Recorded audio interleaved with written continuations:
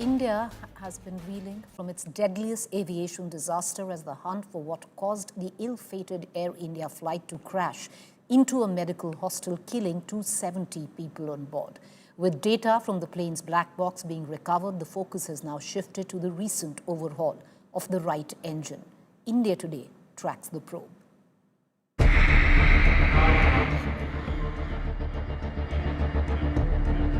It has been almost a week since the fatal crash of Air India in Ahmedabad that has left over 270 dead, but India and the world still awaits the answers. As investigators dig into the data of the black box, sources have now told India Today that the focus has shifted to the right engine of the plane that was recently overhauled. India Today has learned that the right side engine was overhauled and reinstalled as recently as March 2025, just 3 months before the crash.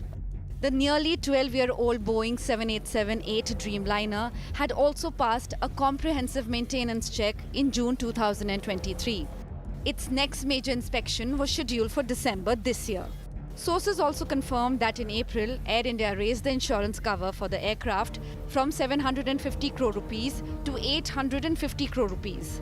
Complying with the DGCA order, Air India has so far completed comprehensive security checks of 9 of its 33 Dreamliners, with the rest to follow. Meanwhile, former Aviation Minister Praful Patel raised questions on the silence of the Singapore Airlines, highlighting that the Singapore airline was responsible for maintaining most of Air India wide-body aircraft. Patel added that current Air India CEO Campbell Wilson is a nominee of Singapore Airlines.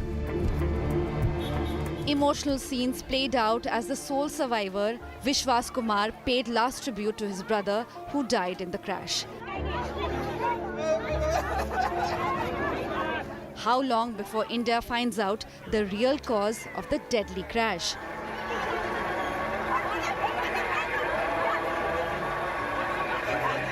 Bureau Report, Business Today Television.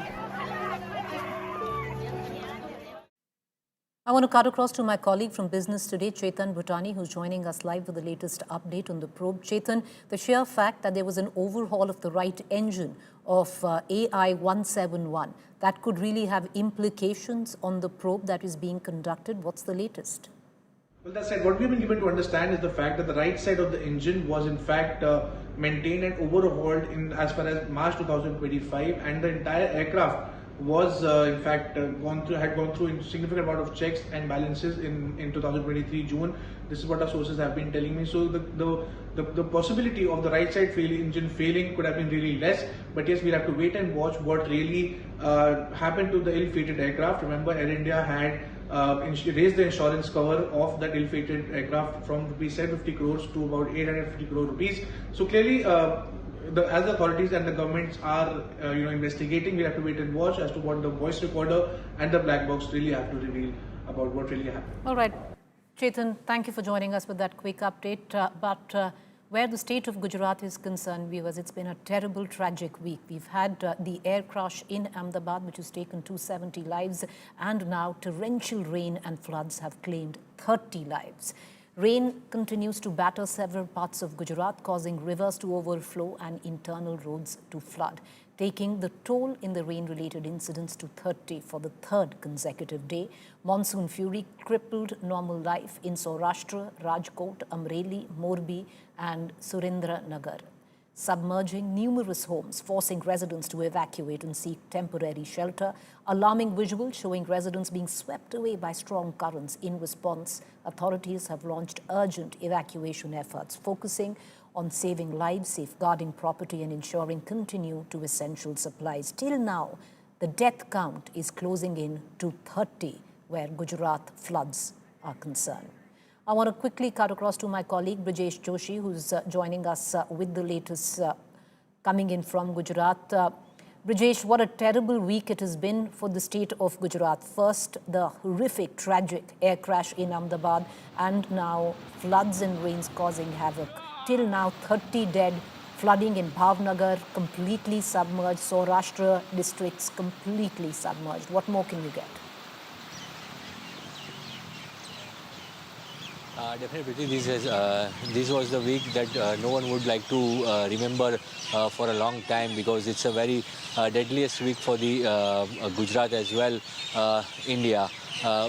As far as we talk about the flood-like situation in the Saurashtra region of Gujarat, Bhavnagar, Amreli and Botad, these three districts got more than 9 inches of rain in less than 12 hours, due to which there were certain villages which were submerged with heavy waterfall, and that's why the people have been rescued. More than 300 people have been evacuated from the small villages, the low-lying areas of the villages as well.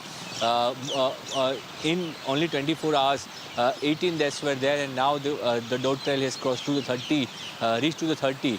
So this is showing the situation of how the rain mayhem in just 48 hours has disturbed the life of the normal life of the people in the Gujarat, especially in the Saurashtra region.